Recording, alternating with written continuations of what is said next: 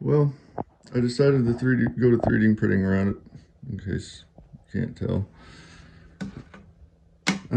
First one was too big. About to find out if this one is too small, which seems to be the way things usually go.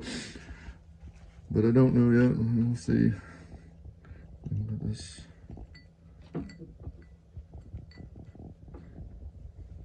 One-handed YouTube style.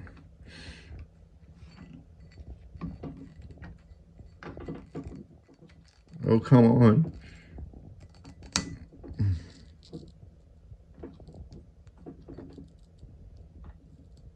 It's stretchy enough for this TPU.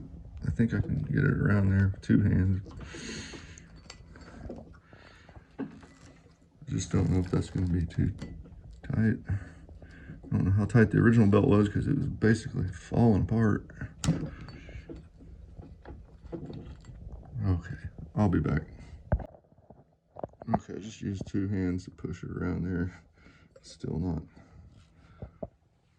how it should be. I don't know how it should be though. How should it be? I'm gonna have to go watch a demo on how to use this. I can't find them. There's all these numbers, but none of them match any model numbers I've seen. Like this, what is this? I mean, I've seen a 300s. I've seen 200, like 20, whatever. They're nothing like that number, and the number that we got off of the motor is nothing to indicate anything, but it's probably just because I know nothing about sewing machines, most likely. I think that belt, where does that belt ride? That might be correct. I think we got it. All right, I'm gonna try. I did notice we have some electrical issues. I don't know if this will spin it, but I mean we're gonna give it a go. I think it's gonna work. The belt tension, anyways, seems nice. All right, but I did notice we have electrical issues here.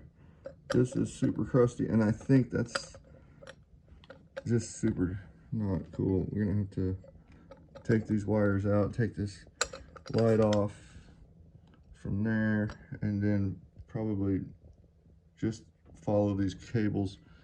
Make sure that nothing is shorted before I go plugging this thing in.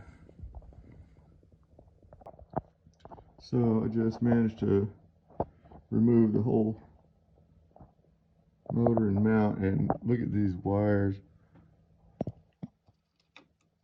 I'm assuming that's 120 volts. I mean, it's going straight to the plug that goes to the little adapter that goes to the wall. So no ground, just boom. So I'm gonna be looking to put me in some new cables here. Be right back. So here's inside of the light.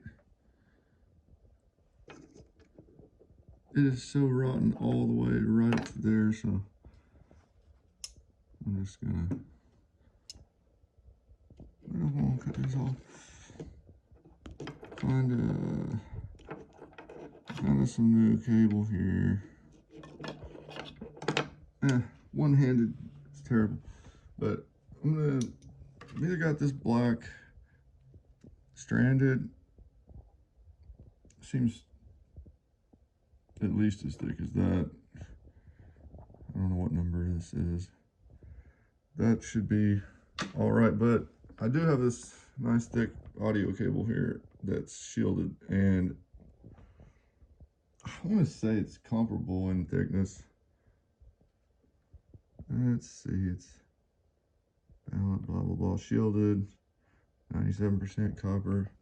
Doesn't really tell me the gauge, you know, the most important part.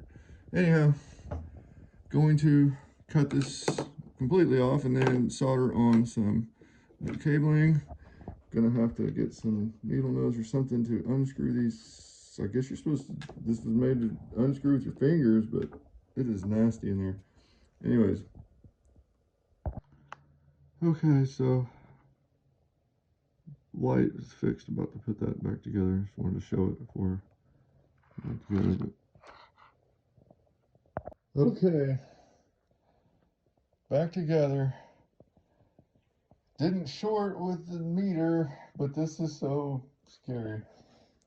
It's the most jankiest thing I've plugged in a hot minute.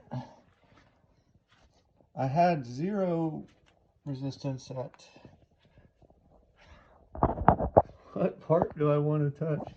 Not any part of this. Oh boy. So far no pops, no breakers going out. Oh boy. This one-handed thing is getting old.